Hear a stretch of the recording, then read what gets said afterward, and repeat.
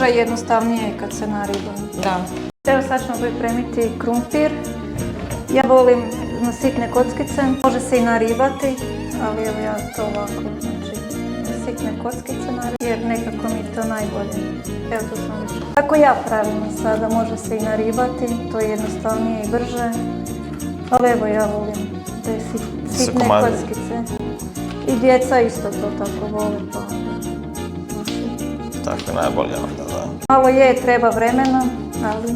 Imaš vremena kad se ti treba jufka dignit. Kad ja to pripremam, tamo se to Tako ćeš isto onda i jabuke napraviti? Ne, jabuke ćemo naribati. Aha, okej. Naribati. Evo sad smo tu znači nasjeckali sitno krumpir. Sad ne znam koliko je ta količina, ali evo može se vidjeti koliko je to. Dobro, možda bi bilo nešto više od pola kile, tako nešto. Inače, jedni naribaju krumpir? Da, može se i naribati, znači da bude ko ono kad se za jabuke. Ne znam, ja više volim ovako kako ko voli, jel? Brže i jednostavnije kad se nariba. Da. Za ovo treba ipak više vremena.